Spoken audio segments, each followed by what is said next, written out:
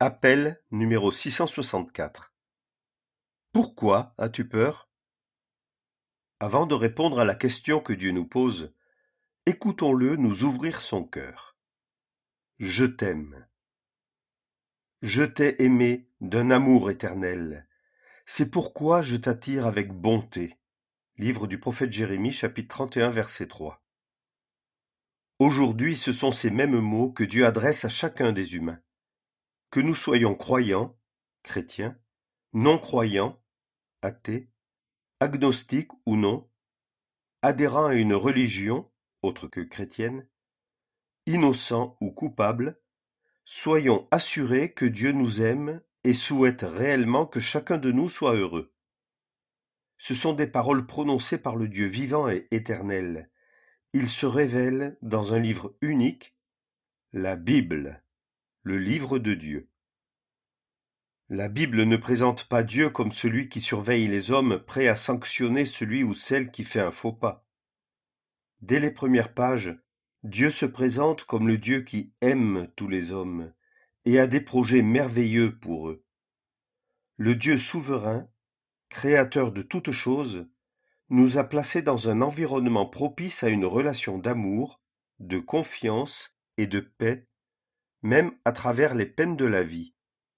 Par-dessus tout, il nous prépare un avenir éternel de bonheur auprès de lui, dans l'au-delà. Moi, je suis l'Éternel. Il n'y a point de Dieu si ce n'est moi, qui ai formé la lumière et qui ai créé les ténèbres. Moi, j'ai fait la terre, et j'ai créé l'homme sur elle. C'est moi, ce sont mes mains qui ont étendu les cieux. Je suis l'Éternel, parlant avec justice, déclarant ce qui est droit. De Dieu juste et sauveur, il n'y en a point, si ce n'est moi. Tournez-vous vers moi, et soyez sauvés, vous, tous les bouts de la terre. Livre du prophète Ésaïe, chapitre 45, versets 5 à 22. En ceci a été manifesté l'amour de Dieu pour nous, c'est que Dieu a envoyé son Fils unique dans le monde afin que nous vivions par lui. En ceci est l'amour, non en ce que nous ayons aimé Dieu, mais en ce que lui nous aima, et qu'il envoya son Fils pour être la propitiation pour nos péchés. Première épître de Jean, chapitre 4, versets 9 et 10. Ne crains point, car je suis avec toi. Ne sois pas inquiet, car moi je suis ton Dieu. Je te fortifierai, oui, je t'aiderai, oui, je te soutiendrai par la droite de ma justice. Livre du prophète Ésaïe, chapitre 41, verset 10. Jésus a dit, et voici, moi je suis avec vous tous les jours, jusqu'à l'achèvement du siècle. Évangile selon Matthieu, chapitre 28, verset 20. Ces textes de la Bible nous donnent une idée de la grandeur de Dieu, de sa bonté et de sa grâce.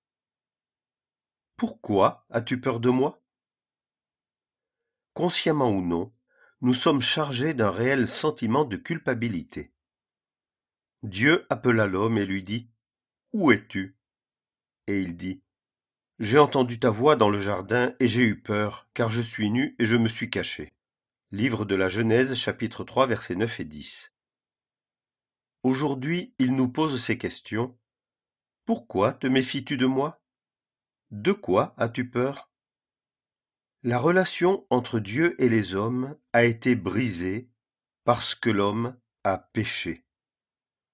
La Bible nous montre que nous péchons, nous offensons Dieu, toutes les fois que nos actes ou nos pensées sont contraires à sa volonté, à sa justice, à sa sainteté. C'est ainsi qu'une distance infranchissable se crée entre nous et Dieu.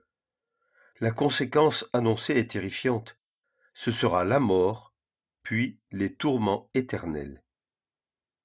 Nous sommes contraints de constater que face à une telle situation, nous n'avons humainement aucune solution.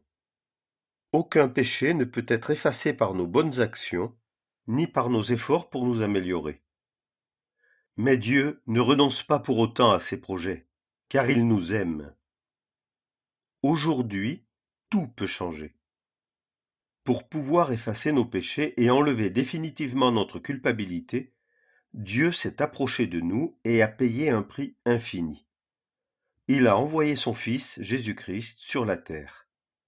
Jésus, le seul homme parfait, a offert sa vie en sacrifice sur la croix. Il a accepté de subir à notre place le jugement que nous devrions supporter.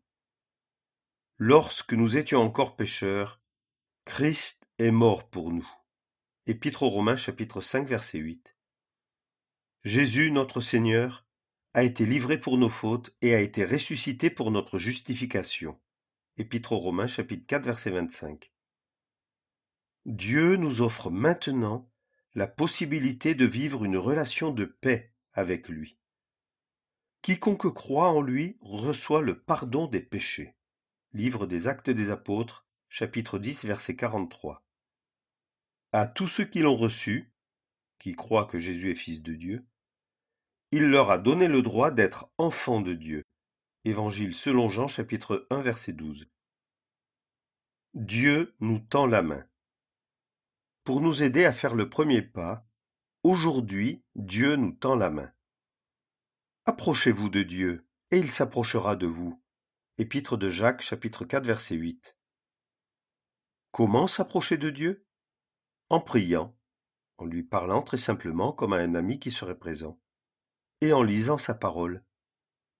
Appuyons-nous véritablement sur les promesses qu'il nous donne dans la Bible.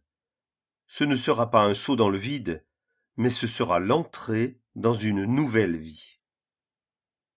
Croire Dieu, une décision personnelle. Nous pouvons t'assurer que lorsque tu auras confessé tes péchés à Dieu et que tu auras cru que Jésus-Christ a souffert à ta place, alors tu comprendras que tes péchés sont pardonnés.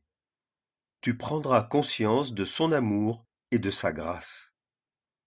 Tu découvriras que tu n'avais aucune raison de le fuir. Chaque jour, tu apprendras à le connaître et à te confier en lui. Tu feras l'expérience de son aide et de sa bonté tout au long de ta vie. Quelle va être ta décision?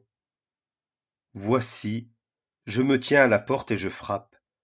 Si quelqu'un entend ma voix et qu'il ouvre la porte, j'entrerai chez lui et je souperai avec lui. Livre de l'Apocalypse, chapitre 3, verset 20.